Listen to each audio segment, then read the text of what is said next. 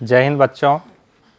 आज के इस टॉपिक में हम जानेंगे या आज की इस सेशन में जानेंगे दो चर वाले रैखिक समीकरण युग्म जो प्रश्नावली 3.5 है और यह कक्षा 10वीं गणित का है, जिसका सवाल नंबर 3 है। और इस सवाल में हमको कहा क्या रहा है कि निम्न रैखिक समीकरण के युग्म को प्रतिस्थापन एवं बीजगुणन विधि से हल कीजिए। किस विधि से आपको अधिक उपयुक्त, किस विधि को आप अधिक उपयुक्त मानते हैं। कहने का है क्या कि ये जो हमें क्वेश्चन दिया गया है, इस क्वेश्चन को हमें प्रतिस्थापन विधि से भी हल करना है और बीजगुणन विधि से भी हमें हल करना है। और इन दोनों विधि में जो है ना, आपको जो अच्छा लगेगा, जो आपको आसान लगेगा, उस विधि का नाम लिख देना है। तो सबसे पहले हमने प्रतिस्थापन विधि पहले ही पढ़ चुके हैं, यानी कि दो चर वाले रैखिक समीकरण युग्म जो है उनको जो है ना हम 4 विधि से हल करते हैं। कौन कौन विधि से हल किए हैं? तो पहला विधि था हमको ग्राफीय विधि था, फिर हमने प्रतिस्थापन विधि का उपयोग किए, फिर हमने विलोपन विधि से बनाए, और लास्ट में चौथा विधि जो है वह कौन सा था? बीजगुणन विधि था, जो कि हम अभी उसी चैप्टर को पढ़ रहे हैं जिसमें कि हमें बीजगुणन विधि से जो है ना सवाल को हल करना होता है। लेकिन यहाँ पे जो हमें क्वेश्चन दिया है, इस क्वेश्चन को हमें प्रतिस्थापन विधि से भी हल करना है और बीजगुणन विधि से भी हल करना है। तो सबसे पहले हम इस सवाल को प्रतिस्थापन विधि से हल कर लेते हैं, उसके बाद फिर हम इसको बीजगुणन विधि से हल करेंगे। प्रतिस्थापन विधि में हम क्या करते थे? तो प्रतिस्थापन विधि में हम करते थे क्या कि जो है दो समीकरण में से किसी एक समीकरण को हम मूल मान लेते थे, और दूसरे समीकरण को उसमें से या तो x का मान हम y के फॉर्म में निकाल लेते हैं, या y का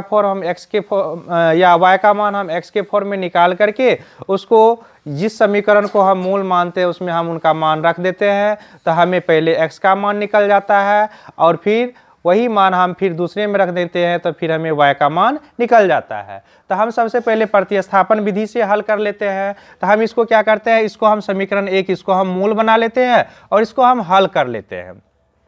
तो यहाँ पर इसको हम लिख सकते हैं 3x बराबर 4 - 2y हो जाएगा। यहाँ पे हम लिख दीजिए, यहाँ पे प्रतिस्थापन विधि से, प्रतिस्थापन यहाँ लिख देते हैं हल प्रतिस्थापन विधि से, प्रतिस्थापन विधि से।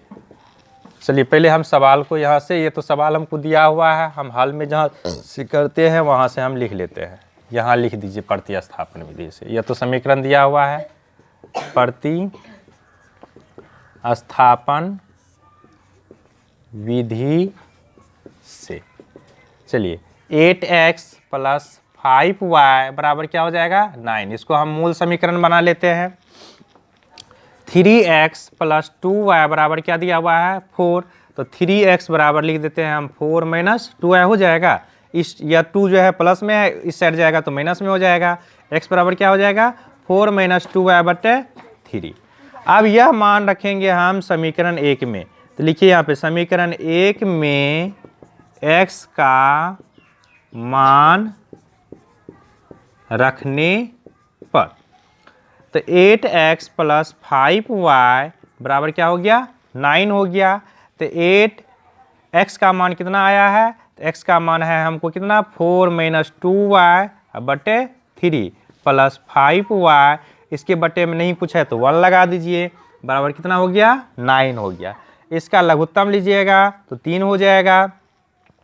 अब इससे इसको गुना कर दीजिए, तो 8 चौके 32 - 8 दूना 16y हो गया, प्लस अब यहाँ पे 1 से 3 को भागा दीजिएगा तो 3 बार में लगेगा, तो 3 से क्या करेंगे हम? 5 को मल्टीपल कर देंगे, तो कितना हो जाएगा? 5 × 15y बराबर क्या हो गया? 9।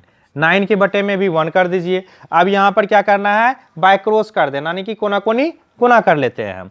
तो यहाँ पर हो गया 32 और यहाँ पे 15y में से 16y जाएगा तो कितना बच जाएगा? -y बच जाएगा, और यहाँ पे 9 × 27 हो गया। तो यहाँ पे 32 माइनस 27 बराबर क्या हो गया y।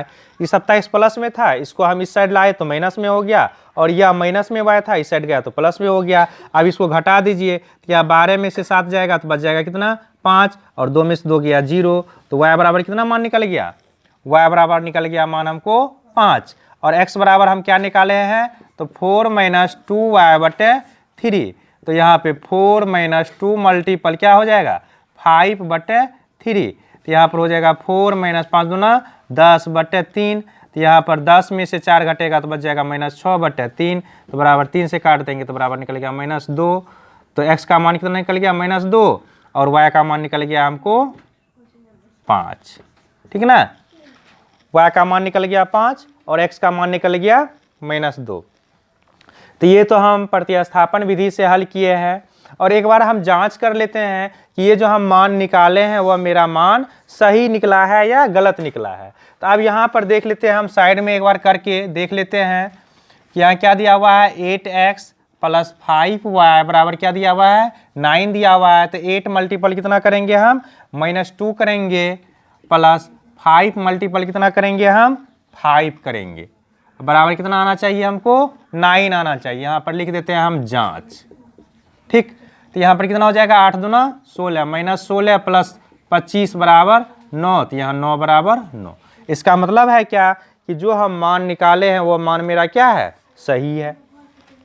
अब चलते हैं हम कौन सा विधि में, वज्र गुणन विधि में।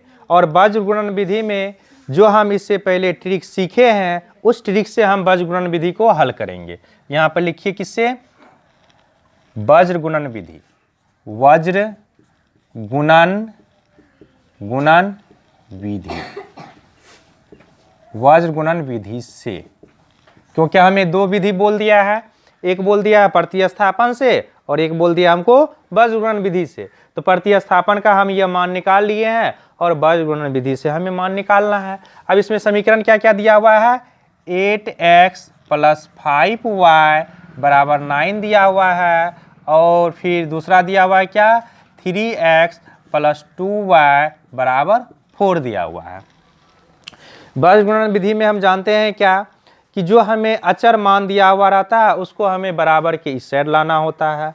अगर हम इस साइड रखेंगे तो फिर जब हम हल करेंगे तो वहाँ पे हमें क्या करना होगा, उसके साथ माइनस चिन्ह लेना होगा। तो माइनस चिन्ह लेने से अच्छा है क्या कि हम दोनों समीकरण को पहले हम एक साइड यानी कि सभी मान को एक साइड कर लेते हैं और बराबर में 0 डाल देते हैं। तो यहाँ पर हो जाएगा 8x प्लस 5y माइनस 9 बराबर 0, और यहाँ पे 3x प्लस 2y माइनस 4 बराबर 0। अब इसको हम अभी जस्ट जो हम पिछले सेशन में जो हम ट्रिक सीखे थे वज्र गुणन विधि के लिए उसी ट्रिक पे हमें इसे बनाना है। तो इसमें अगर आप चाहते हैं कि a और b मान करके निकालने के लिए तो a और b मान लीजिए, नहीं अगर आप डायरेक्ट बनाना चाहते हैं तो डायरेक्ट भी बना सकते हैं। तो हम यहाँ पे आसान करने के लिए आप लोगों को लिख देते हैं यहाँ पे a1x plus b1y plus c1 बराबर 0, a2x plus b2y plus c2 बराबर 0। तो क्या क्या लिखते थे इसमें b1 b2 c1 c2 a1 a2 और b1 b2। इसको इससे गुना करते थे और इसको इससे गुना करके घटा देते थे, यह x बटे में आ जाएगा, फिर यहाँ पे y बटे में आ गया, इससे इसको गुना करते थे और फिर इससे इसको गुना करके घटा देते थे, यहाँ पे बटे में 1 आ जाता है, इसको इससे गुना करते हैं और इसको इससे गुना करके घटा देते थे। इसी फॉर्म पे इसको हमें बनाना है। तो यहाँ पर लिखिएगा, तो यहाँ पर a1 बराबर क्या मान है 8 है, b1 बराबर क्या मान है 5 है, और c1 बराबर क्या है -9 है, a2 बराबर क्या है 3 है, b2 बराबर क्या है 2 है, और c2 बराबर क्या है -4 दिया हुआ है। अब इसको जो है ना हम बैठाते हैं, कहाँ से स्टार्ट करते हैं, हम बीच वाला से स्टार्ट करते हैं। तो यहाँ क्या लिखिएगा 5 2, उसके बाद यहाँ क्या लिखिएगा -9 और -4, उसके बाद सी वाला आ गया तो अब फिर कहाँ से जाएंगे ए वाले के पास जाएंगे। तो ए वाला का a1 का मान कितना है 8 और 3, और फिर b का मान क्या है 5 और 2 है। यहाँ पे यह x के बटे में आ जाता है, यह y के मान आ जाता है, और यहाँ पे बटे में 1 कर देते हैं। इसको हम इससे गुना करते हैं और फिर इससे गुना करके घटा देंगे। फिर इसको इससे गुना करेंगे और इससे गुना करके हम घटा देंगे, इससे इसको गुना करेंगे और गुना करके इसको घटा देंगे। तो अब यहाँ पर x बटे लिखते हैं ना, बटे लिखेंगे कितना, तो 5 चौके 20, इससे इसको गुना करेंगे 5 चौके क्या हो जाएगा, 5 चौके 20, कितना हो जाएगा, -20 हो गया। माइनस का चिन्ह यहाँ दे दीजिए। अब यहाँ पे 9 दूना 18, तो यहाँ क्या हो जाएगा, -18 हो जाएगा। इस वाले माइनस चिन्ह से हमको कोई लेना देना नहीं है, जो हमें फार्मूला का होता है, जो हम पहले पढ़ चुके हैं, वो वाला माइनस चिन्ह यहाँ पे लगाना जरूरी है। फिर इक्वल का चिन्ह देते हैं, y बटे 9 तिया 27, तो माइनस यहाँ क्या हो जाएगा, 27 हो जाएगा, माइनस चिन्ह दीजिए। अब -8 तिया 24, फिर बराबर का चिन्ह दीजिए, 8 दूना 1 बटे 8 दूना 16, अब -5 तिया 15। अब इसको हल कर लेते हैं, तो x बटे कितना हो जाएगा यहाँ पे, -20 प्लस 18 बराबर y बटे कितना हो जाएगा, -27 माइनस प्लस 24 और बराबर यहाँ पे 1 बटे 1। तो x बटे क्या आ गया यहाँ पे, -2 बराबर y बटे क्या आ गया यहाँ पे, y बटे क्या आ रहा है यहाँ पे, 9 तिया 27, 8 चौके 32 हो जाएगा जी। यहाँ पे हो गया कितना, 32 हो गया। तो यहाँ पर कितना हो जाएगा, +32 हो जाएगा। तो यहाँ पे 32 में से -27 घटेगा तो क्या बचेगा यहाँ पे, 5 बराबर 1 बटे 1। अब यहाँ पे इसको एक बार 1 के साथ बराबर कर दीजिए और एक बार फिर y को 1 के साथ बराबर कर दीजिए। तो x बटे -2 बराबर हो गया 1, तो x बराबर क्या निकल जाएगा, -2, फिर y बटे 5 बराबर हो गया, तो y बराबर क्या हो गया, 5। अब बताइए इसमें कि आप लोगों को कौन सा विधि इसमें ज़्यादा उपयुक्त लग रहा है, अच्छा लग रहा है। आपको जो भी विधि आपको इसमें जो है ना अच्छा लग रहा है, तो उस विधि को आप लिख सकते हैं। तो इसमें आपको अभी लगता होगा कि हमें प्रतिस्थापन विधि आसान है, लेकिन जब आप इस विधि को 2-4 बार बना लीजिएगा, कंप्लीट कर लीजिएगा, तो फिर आपको यहाँ पे वज्र गुणन विधि भी आपको उपयुक्त लगेगा। तो हम यहाँ पर लिख रहे हैं, अभी हमको जो है ना वज्र गुणन विधि उपयुक्त लग रहा है, तो यहाँ पर हम लिख देते हैं वज्र गुणन विधि अधिक उपयुक्त लग रहा। आपको जो इसमें कोई जरूरी नहीं है कि हम लिखे हैं वज्र गुणन विधि, तो आप भी वज्र गुणन विधि ही आपको अच्छा लगे। आपको जो विधि अच्छा लगेगा आप उस विधि को लिख सकते हैं। अगर आपको समझ में नहीं आया तो फिर आप इसको एक बार जो है ना फिर से आप इस वीडियो को देख लीजिएगा, देखने के बाद आपको फिर क्लियर समझ में आ जाएगा और इसको नोट कर लीजिए।